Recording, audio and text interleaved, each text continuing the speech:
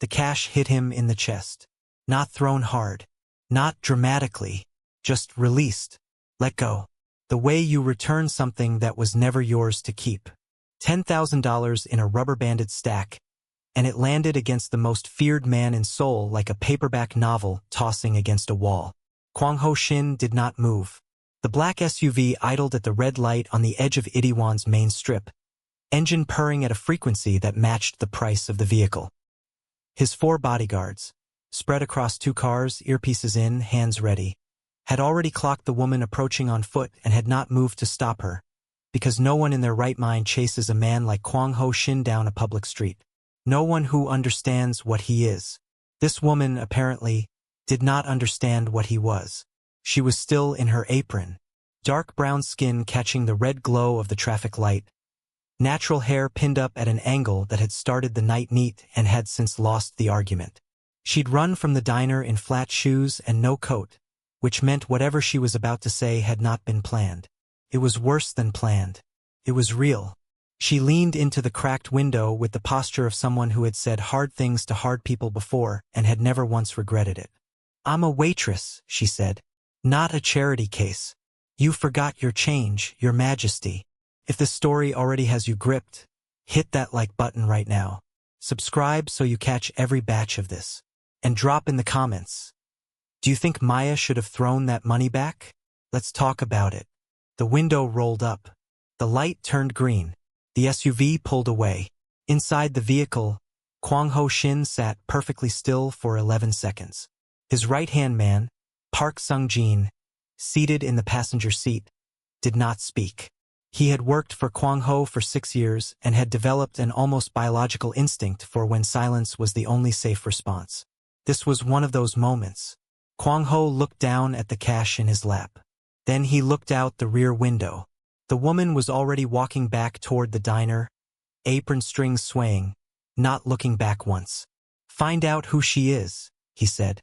His voice was the same as it always was.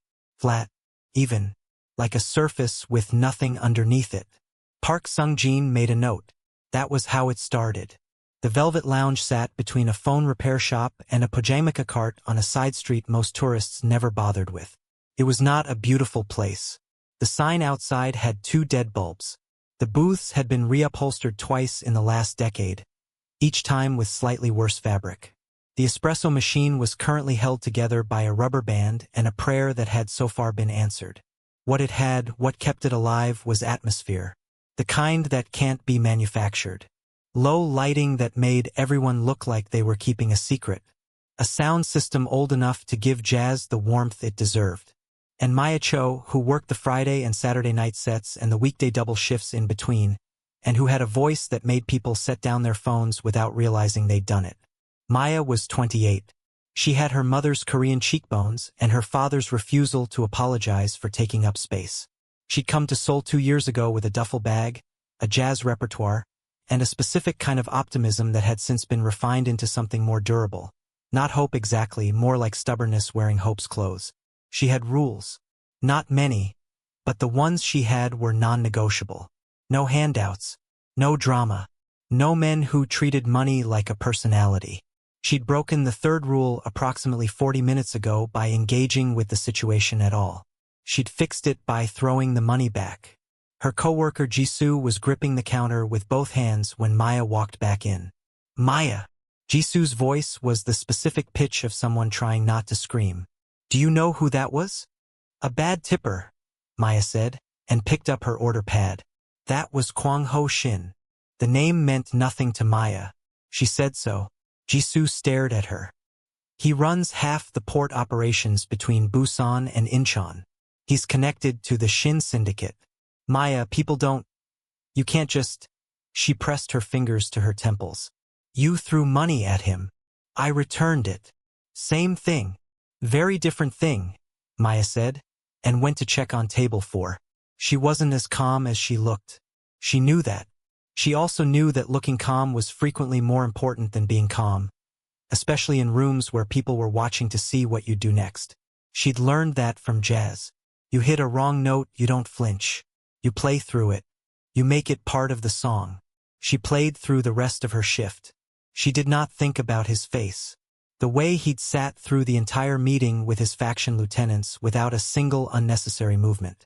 The way he'd ordered black coffee, no dessert, without looking at the menu, like a man who had long since stopped expecting anything to surprise him. The way he'd looked at her when she'd told the bodyguard the kitchen closed at 11.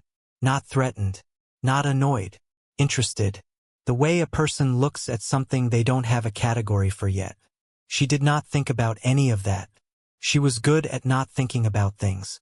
She went home at midnight, took off her shoes at the door, and stood in her small Hongdae apartment listening to the city for a while before she went to bed. He came back the next night. No bodyguards inside this time. 2 men positioned outside, casual as lamp posts. He sat in her section. She noticed he'd waited for her section to open before sitting, and ordered coffee. Black. No dessert.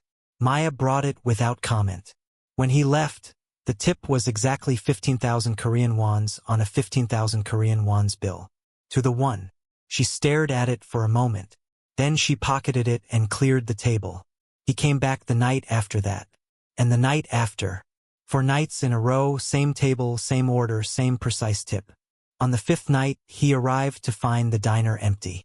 Not because business was slow. Because he had called Mr. Beck, the owner, at some point that afternoon and paid him an amount Mr. Beck refused to specify to rent the space for an hour. Maya arrived for her shift and stopped in the doorway. 1 customer. Every light on. Kwang-Ho Shin, seated at a table with a closed menu and the posture of a man who had never once slouched in his life. Mr. Beck appeared from the back, avoiding eye contact, mouthing something apologetic and useless. Maya looked at the room, looked at Kwang-Ho, looked at the room again. Then she walked to the worst table in the house, the one jammed into the back corner directly beside the kitchen pass-through, where the exhaust fan rattled like something was dying inside it and the permanent ambient scent was hot oil and yesterday's soup, and she set a single menu down on it. "Best seat in the house," she said, and walked back to the counter. There was a pause. A long, stationary pause of the kind that, in most social contexts, would signal impending confrontation. Kwang-Ho picked up his menu, moved to the back table, sat down. Jisoo, watching from behind the coffee machine, pressed both hands over her mouth. He sat there for the full hour. He did not complain. He ordered the same coffee, black, and a bowl of doenjang jjigae that he ate with precise, unhurried spoon movements while the exhaust fan rattled 6 inches from his left ear. When the hour was up, he left 15,000 Korean wons on a 22,000 Korean wons bill, which meant he'd left less than usual, which Maya understood was not an accident. He was learning. She just didn't know yet what that meant. It was Jisoo who told her everything, properly, on the 6th night. Not the whispered half-information of the first night, but the real version, delivered over the prep counter with the low and serious energy of someone who had done research. The Shin Syndicate had been operating for 30 years.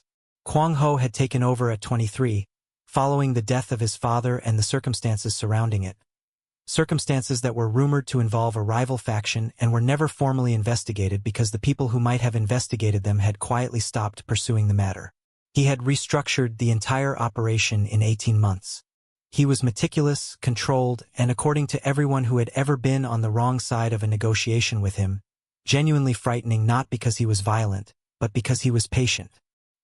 "He's been here 6 nights, Maya." "I know. That's not normal. Men like that they don't do this." "Do what?"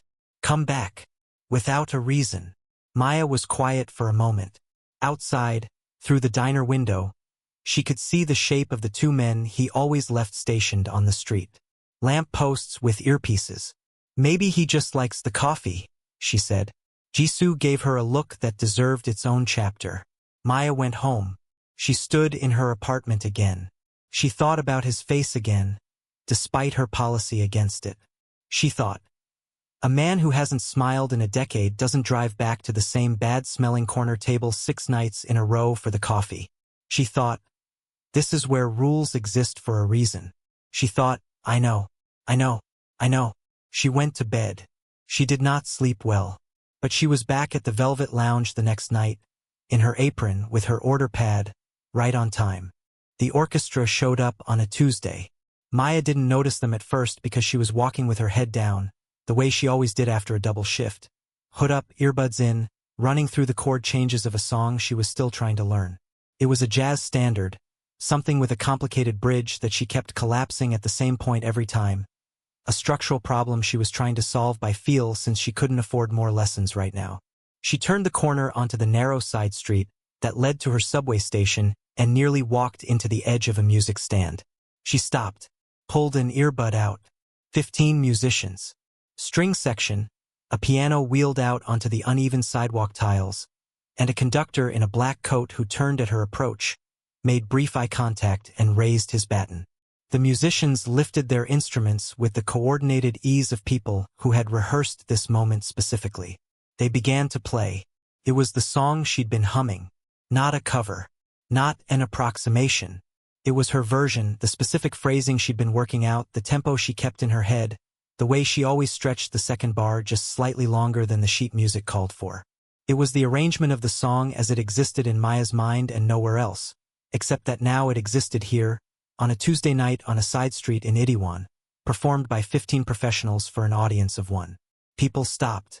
Of course they stopped. A full orchestra on a sidewalk demands acknowledgement. Maya stood in the center of it.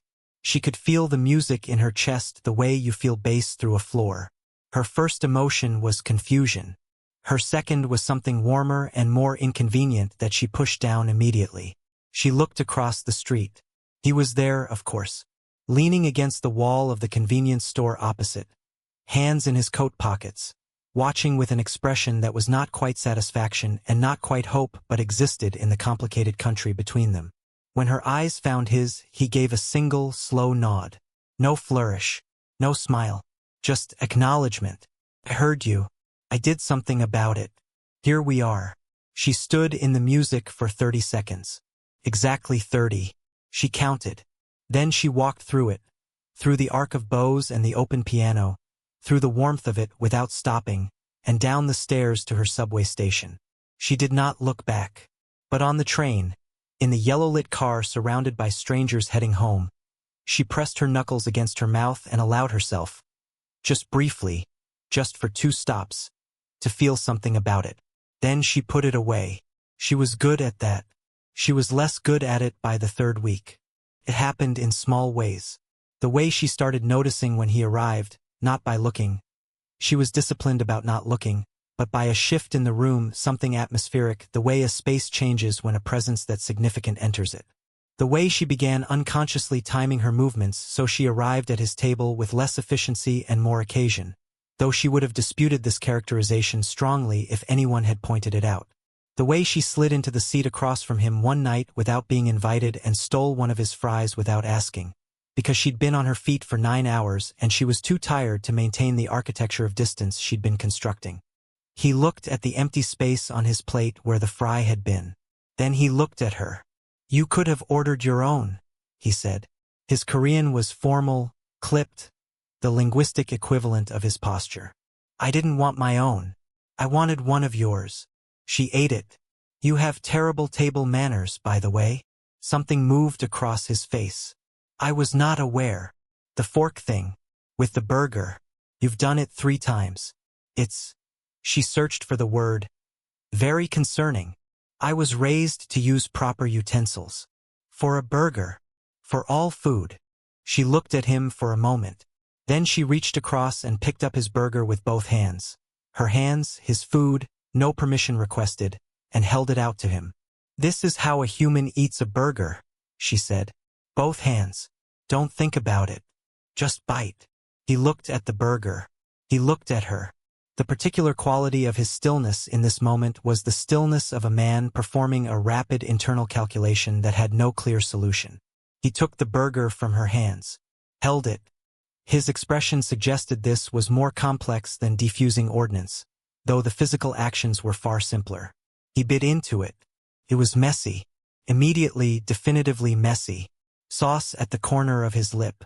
A structural collapse of the bun that he tried to arrest with both thumbs and only partially succeeded. He chewed with the careful expression of someone determined not to react. Maya laughed. Not politely. Not a soft, Social laugh designed to make someone feel comfortable. A real one. Surprised out of her. Full lunged. The kind of laugh that made Jisoo look up from the coffee machine and then quickly look back down. Kwang-Ho was very still for a moment. And then, slowly, like something that hadn't been used in a long time and needed to remember how, the corner of his mouth moved.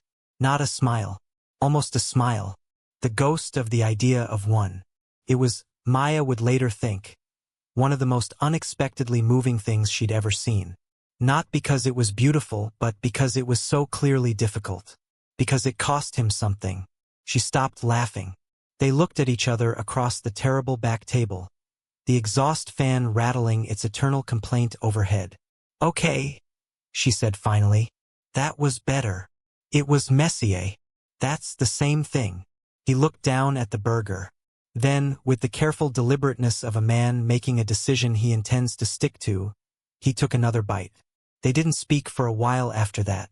Not because there was nothing to say, but because silence between them had started to feel like a different thing than it had in the beginning.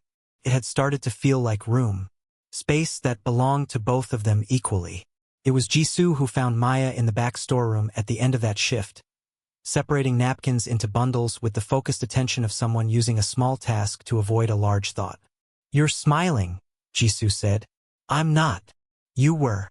I saw it. I was thinking about something funny. What? Nothing. Jisoo leaned against the shelving unit and looked at her with the ancient, patient eyes of someone who had watched their best friend do this before, with different people in different contexts, with always the same result. The same wall going up just as something real was trying to get through. He's not a normal man, Maya. I know. He has people. Operations. There are things he's connected to that. I know, Jisoo. Then what are you doing? Maya set down the napkins. She looked at the storeroom wall, which had a crack in it she'd been meaning to mention to Mr. Beck for 6 months. She thought about 30 seconds in the middle of an orchestra. She thought about a corner of a mouth moving. I don't know yet, she said, and it was the most honest thing she'd said out loud in weeks. He told her about his sister on a night when the diner had been closed for 20 minutes and neither of them had moved toward the door. It happened because she asked about the dessert. She'd noticed early on, sharp eyes, occupational habit, that he never ordered it. Every other table, dessert was an option. His table, never.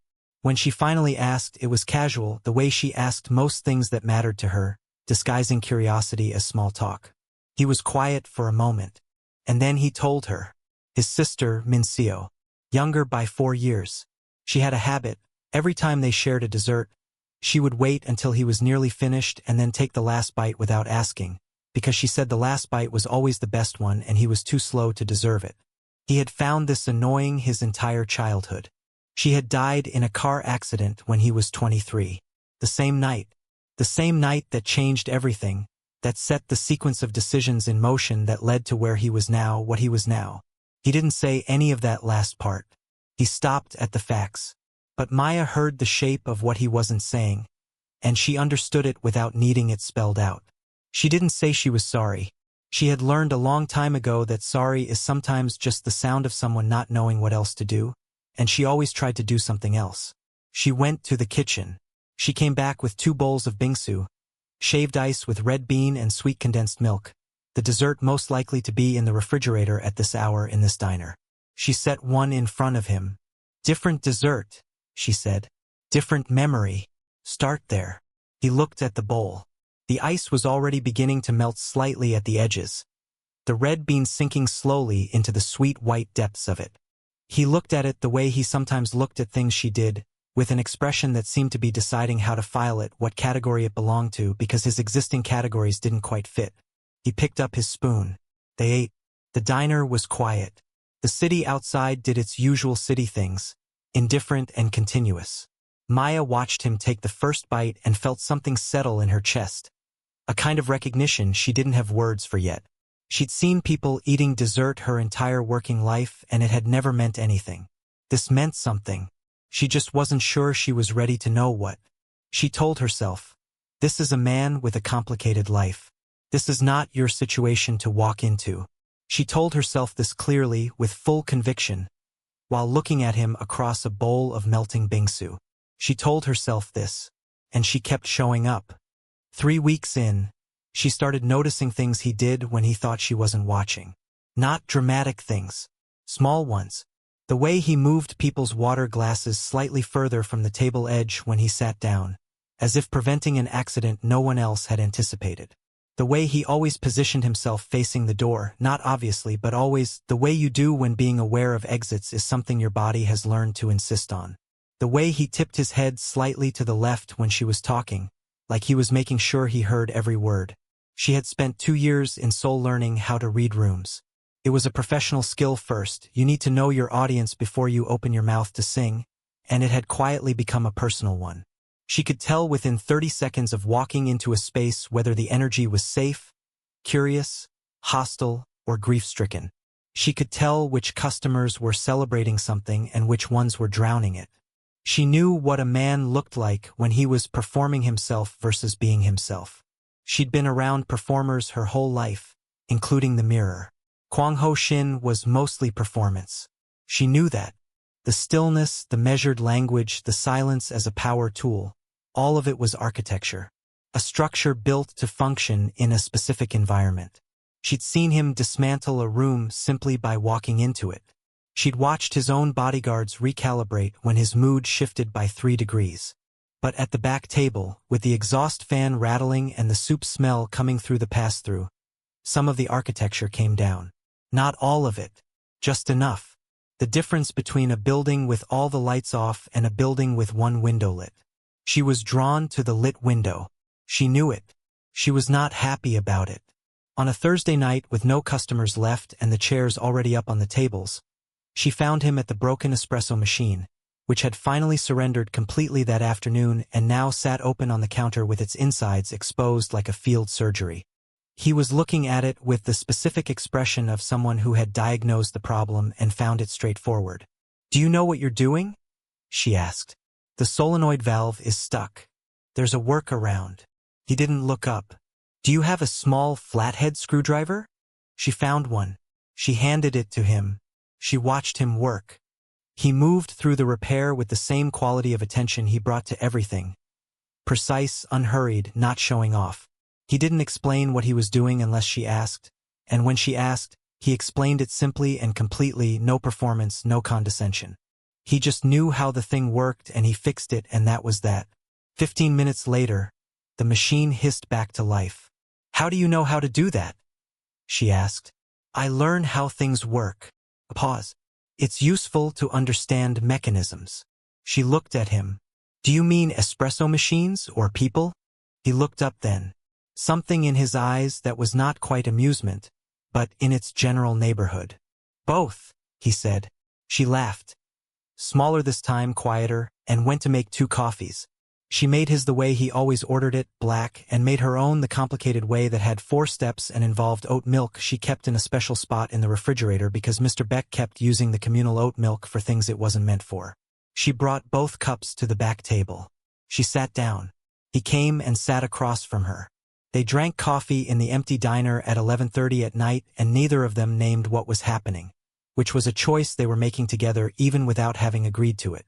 "Why music?" he asked. Eventually, like the question had been waiting its turn. She considered it.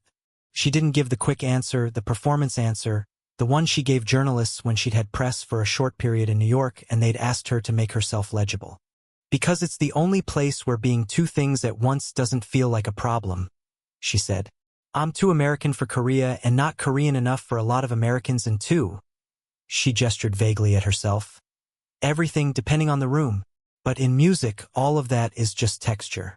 It's just who you are and what you've got, and either it lands or it doesn't."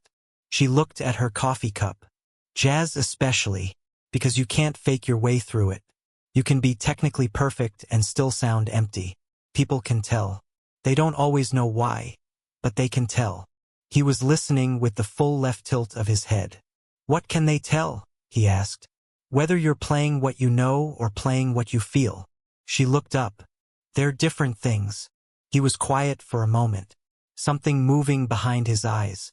"I don't feel many things," he said. It wasn't self-pity. It was a report. "I know," she said. "I noticed." Does that? He stopped. Does it what? Bother you? She thought about it honestly. No, she said. I think you feel things. I think you just live somewhere with very thick walls. She wrapped both hands around her coffee cup. I also think you've been knocking on the inside of them for a while, and you're not sure anyone can hear you. The exhaust fan rattled. He looked at her for a long moment. The kind of looking that isn't about seeing. She already knew he saw everything, but about deciding what to do with what's there. I was going to ask you something tonight, he said, before the machine broke. What were you going to ask? Another pause. The specific pause of a man who plans everything and is discovering that certain things resist planning. Whether you would have dinner with me, he said. Not here. Somewhere I chose. A beat. Not a transaction. Not a... He seemed to be searching for the right word and finding that his vocabulary, extensive in the language of business and negotiation, was thin in this particular territory. I don't know the correct way to say what I mean. You mean a date, she said. He held very still. Yes. Maya looked at him. She thought about Jisoo's voice at the counter. The port territories, Busan to Incheon. She thought about the way he'd eaten the bingsu. The ghost of an almost smile. Ask me again next week, she said.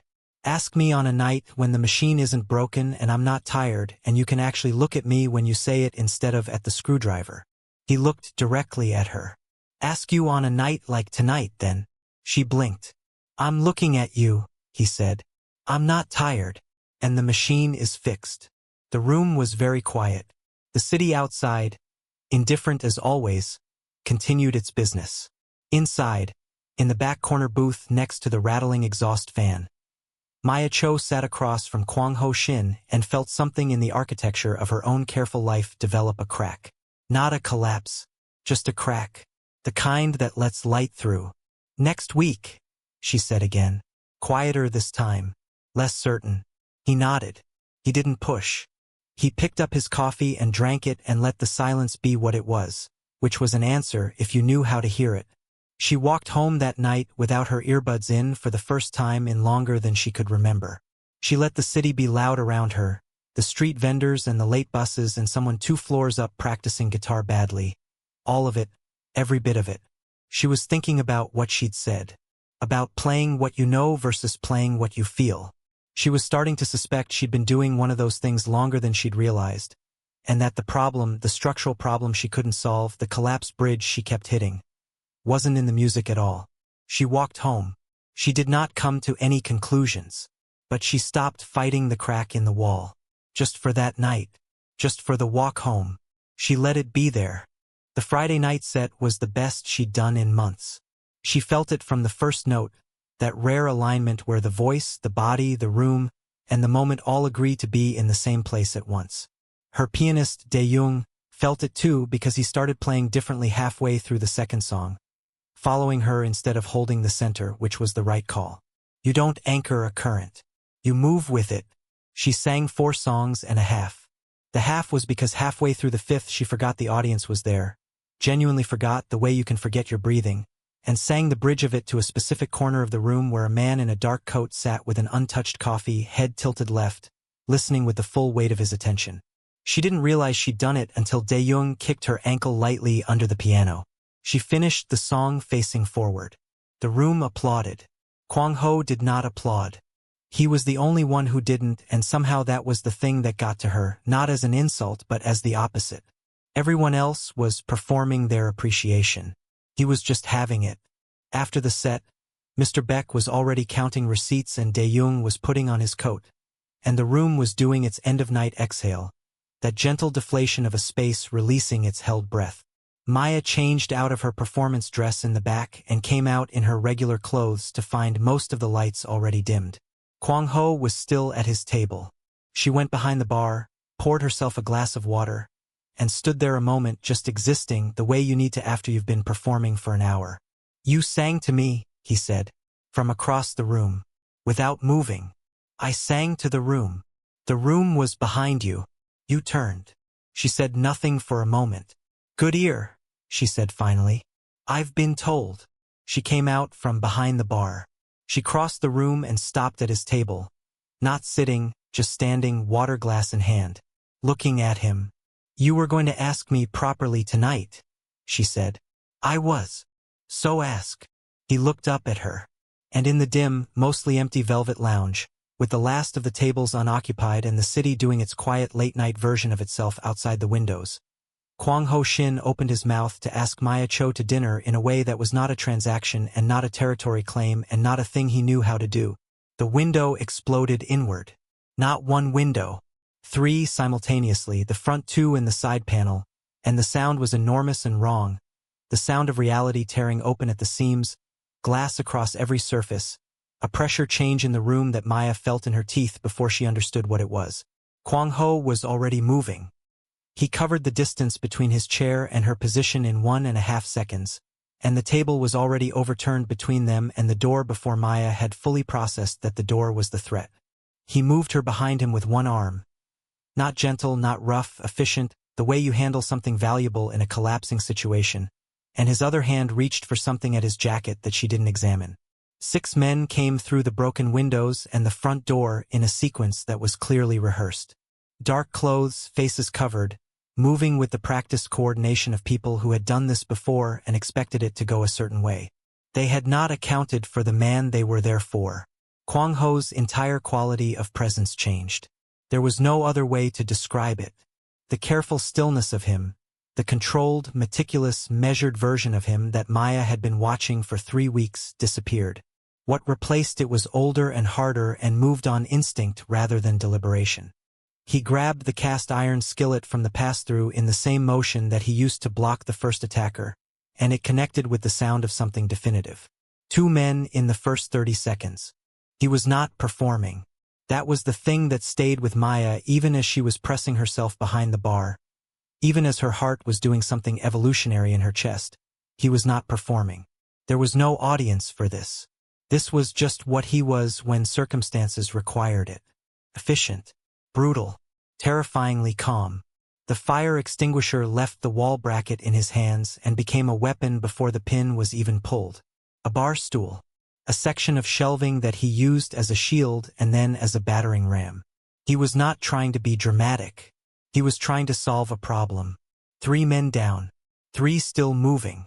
Maya watched 2 of them separate toward her side of the room, cutting away from Kwang-Ho, and understood in the same instant she understood it that they were trying to isolate her. Use her as leverage. It was a sound tactical move against a man like him, and it made a particular kind of furious sense that cleared her head completely. She did not freeze. She knew this diner. She knew it the way musicians know their instruments. Not just the visible surface of it, but the interior, the hidden anatomy. She'd been using the basement for late-night vocal practice for 18 months. Long after Mr. Beck went home. Because the acoustics were extraordinary down there, concrete walls and a low ceiling creating a resonance she couldn't find anywhere else. She knew the trapdoor behind the bar. She knew that the ventilation between the basement and the main floor meant you could hear everything above from below, but almost nothing from above to below, because of the way the ducts ran. She also knew the trapdoor latch was the old kind. Heavy. Reliable. From the outside, once closed, it needed the specific trick with the handle that only she and Mr. Beck knew. She looked at the 2 men moving toward her. She did the calculation. It was a 3-second calculation and she committed to it completely. She ran. Not away toward the bar, toward the trapdoor, making herself visible, making herself the obvious thing to follow, the retreating target. She heard them behind her, footsteps on broken glass, and she hit the trapdoor with both hands, yanked it up, swung down into the basement, and left the trapdoor at an angle that looked like someone had gone through it in a panic and hadn't had time to close it. They followed. She was already pressed against the wall to the left of the ladder, in the dark, silent, as the first man came down. And the second. The third had stayed above. She'd counted and been right. She went back up the ladder. Fast. Quiet. The way you move when speed and silence are both non-negotiable. She was through the trapdoor and closing it over her head before either man below understood what had happened. The latch clicked. She dragged the chest refrigerator unit across it with everything she had, both hands, legs shaking with the effort, and she felt the impact from below. 1 attempt, 2, and the refrigerator held. She stood up straight. Glass everywhere. Blood somewhere. She'd cut her hand at some point, she noticed without feeling it yet. One man still up here. He was the problem. Except the one man still up here was currently horizontal, which Kwang-Ho was making the case for as Maya turned around. Then it was quiet. The real quiet, not silence. There was still the sound of the city outside, the distant beginning of sirens, someone moaning below the trapdoor, but the specific quiet of a room where the violence has finished. Kwang-Ho was against the wall by the kitchen doorway. Left shoulder. His right hand pressed against it. Dark fabric, darker wet. He was watching her. She crossed the room to him. She didn't run, didn't hesitate, just walked directly toward him the way she always moved. Like she had a right to be wherever she was going. She went to the kitchen for clean bar towels. She came back. She pressed the first one to his shoulder with both hands, applying pressure, and his jaw tightened, but he didn't move away.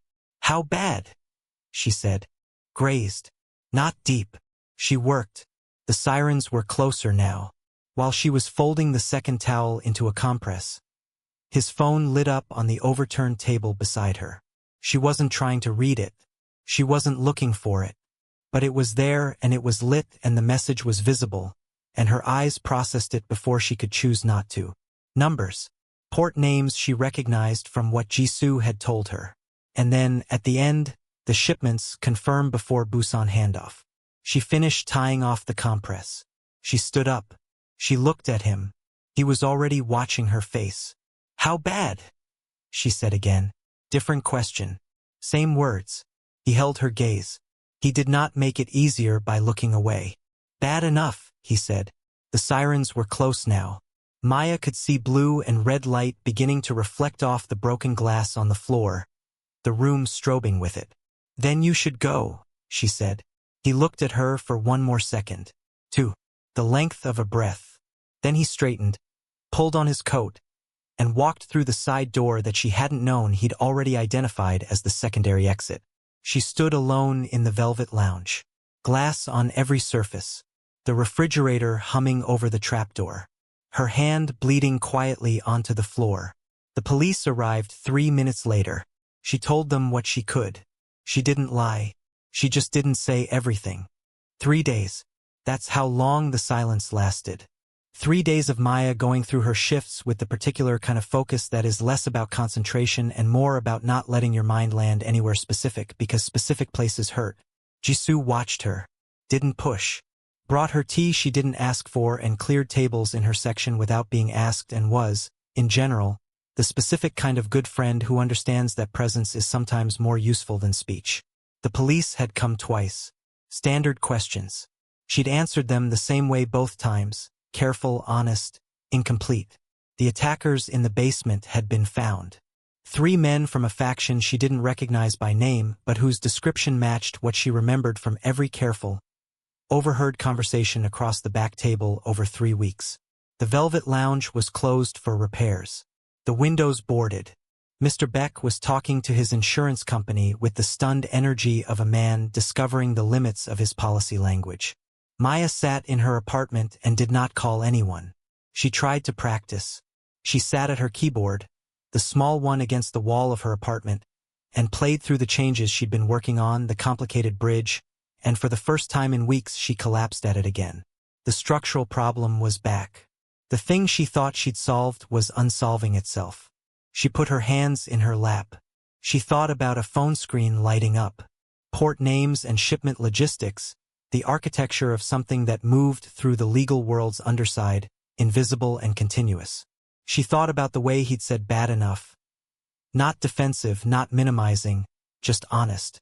The specific honesty of someone who knows you've seen something true and doesn't insult you by trying to rearrange it.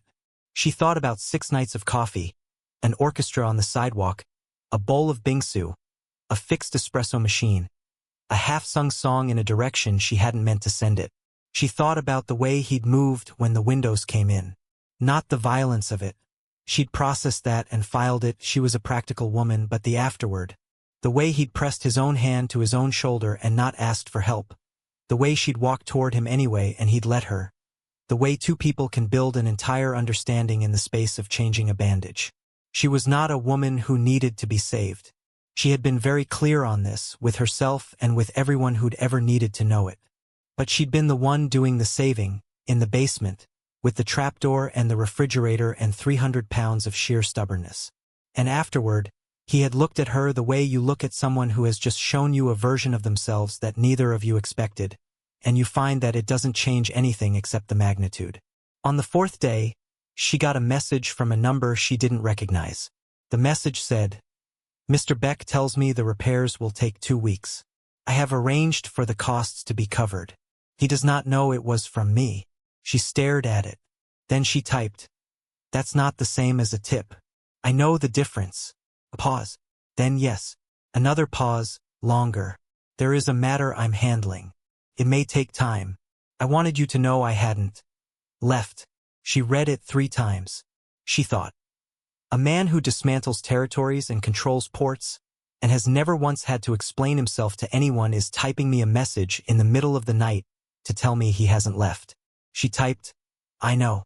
She turned her phone face down on the table. She went back to the keyboard. She played the bridge again. This time, she got through it.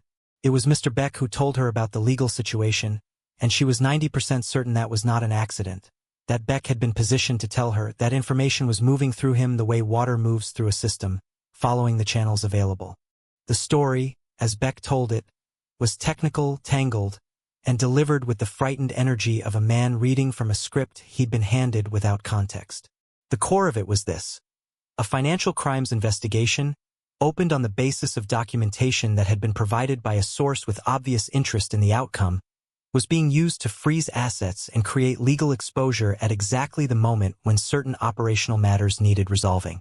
It was, in other words, not justice. It was a rival faction using the court system as a weapon, which was a sophisticated move, and Maya recognized it as such. The amount required to resolve the immediate exposure was significant but specific. Beck slid a piece of paper across the counter. He didn't say anything else. He went back to pretending to clean the coffee machine. Maya looked at the number on the paper. She thought about a rubber-banded stack of cash in a drawer in her apartment, the one she'd kept and told herself she hadn't decided what to do with, the one she'd been lying to herself about for weeks. She went home. She opened the drawer. She picked up the cash. She put it back down. She paced her apartment for 22 minutes. She counted them. She had a habit of counting when she needed to think. It gave the restless part of her brain something to do while the rest of it worked. She thought about her rules. No handouts. No drama. No men who treat money like a personality. She thought, there's a difference between a handout and a deliberate choice made with full information, by an adult woman with clear eyes and specific intention. She thought, Jisoo is going to have so much to say about this. She picked up the cash. She made a call through Beck, who knew someone who knew how these things were channeled, and she kept it short and practical because she was not a dramatic person even when she was doing a fairly dramatic thing. "Tell him this clears the tab," she said. "We're even.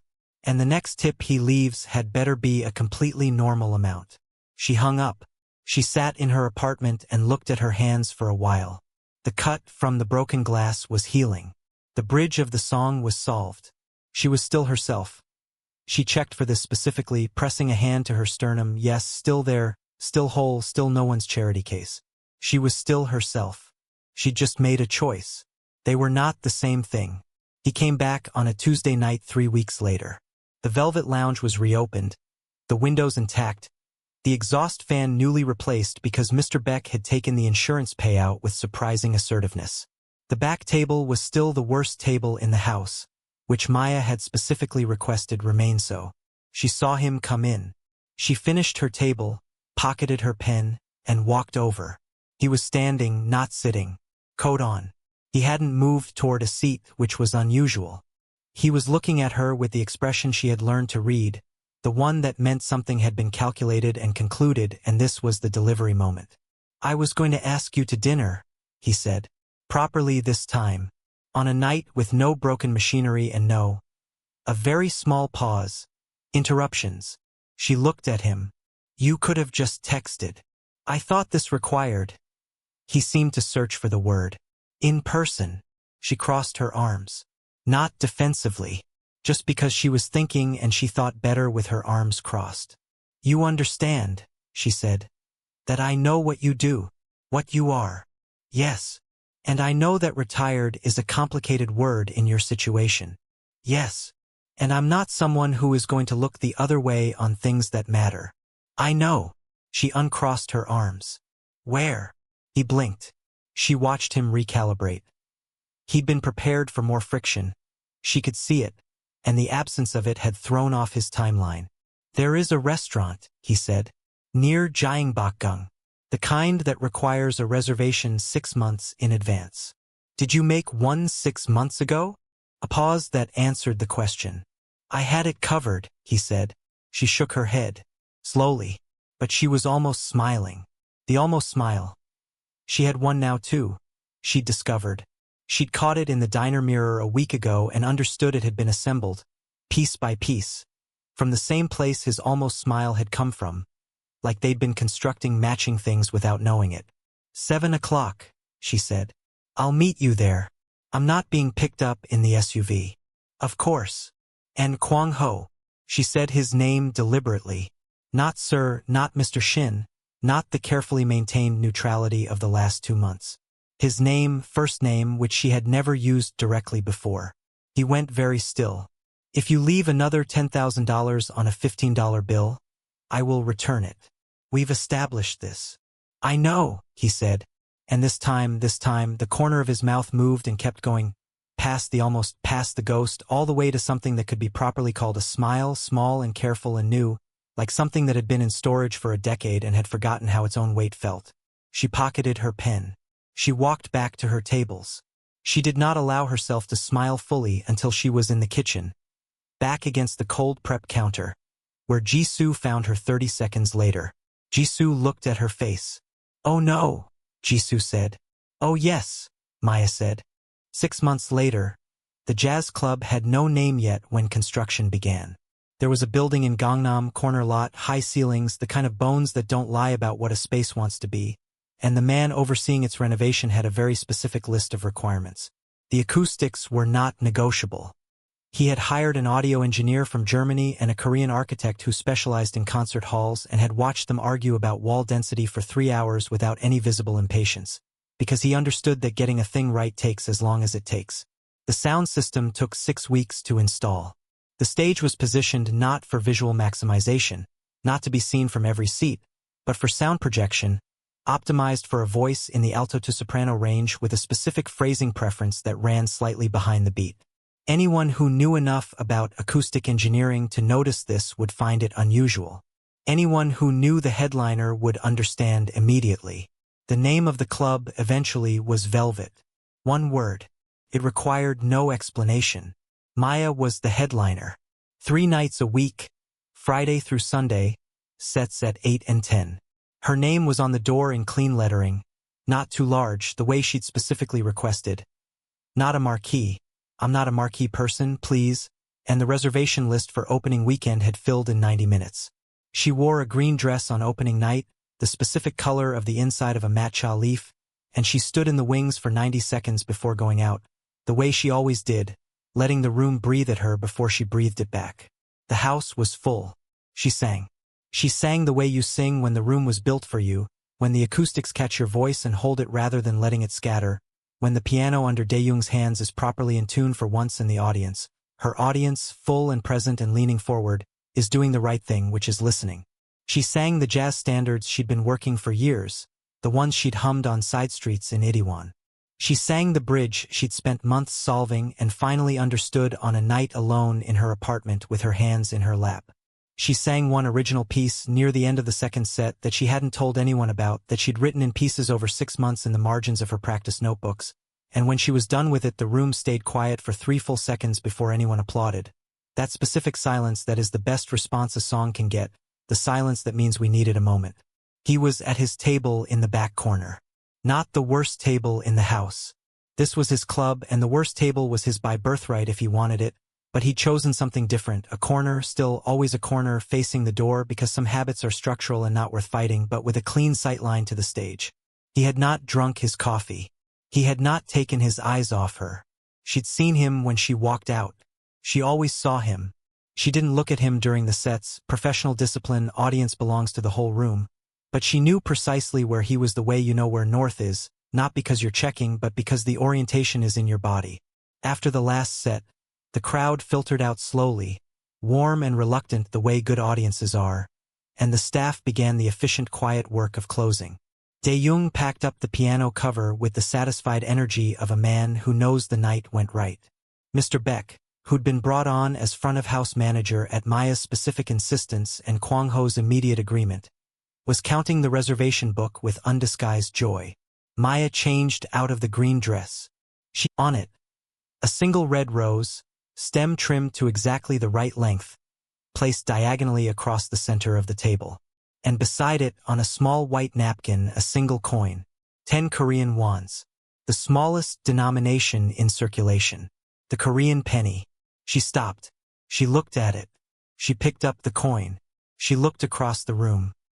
He was at the bar, coat on, coffee finally finished, watching her with that expression. The one that had taken months to fully surface, that still arrived carefully, as if it needed to relearn its own coordinates each time, but was unmistakably real. The real version. The one that cost something. She walked over. She held up the coin between two fingers. You know, she said, there are men who would have left another 10,000. I know, he said. You could have left nothing.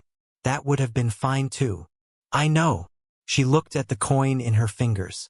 Small and quiet and worth almost nothing in the conventional sense, and worth something entirely specific in this room on this night, in the context of a story that had started with a rubber-banded stack of cash thrown through an SUV window and had arrived here, in a jazz club built to the dimensions of her voice, with this man and this coin, and the 8 months of everything in between. She pocketed it. She leaned toward him.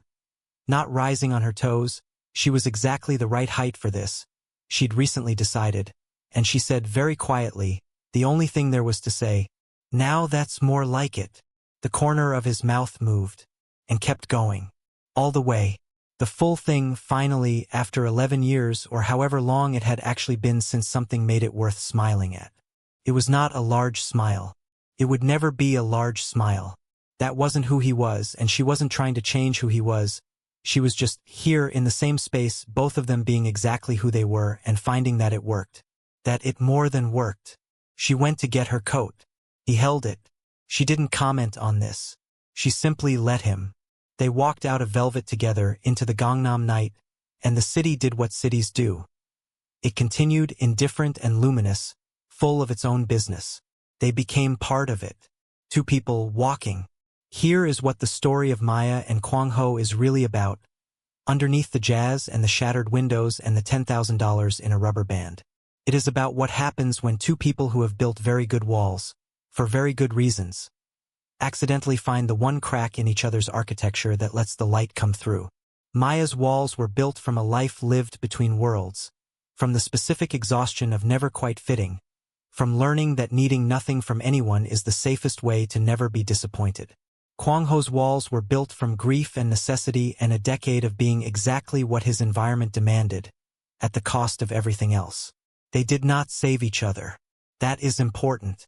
Maya was never in need of saving, and Kwang-Ho's redemption was his own, earned slowly, through choices that no one could make for him. What they gave each other was something rarer and more practical than rescue. They gave each other a reason to try the harder version of themselves. He learned to eat a burger with his hands. She learned to let the crack in the wall stay. Both of those things are enormous. The other thing the story says is this: dignity is non-negotiable. Maya threw that money back not because she was ungrateful but because she understood that accepting it on those terms would have cost her something she couldn't afford to lose. She knew the difference between being seen and being bought. In a world that frequently tries to collapse that distinction, holding the line on it is an act of real courage. And Kwang-Ho, who had never had anyone hold the line with him before, whose entire world was built on the currency of who blinks first, found that someone not blinking wasn't a threat. It was a relief. The penny was not nothing. The penny was everything.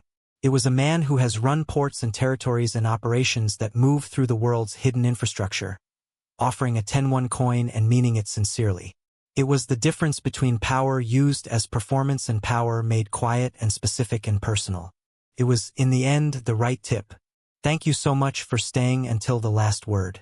That means everything. If the story moved you, made you laugh, made you feel something, please like this video and subscribe so you never miss one. Drop in the comments. What was the moment you knew it was real for Kwang-Ho? Was it the orchestra? The bingsu? The burger? And if you've ever had to throw something back, money, a situation, a version of yourself that someone else was trying to put on you, this one was for you. See you in the next story.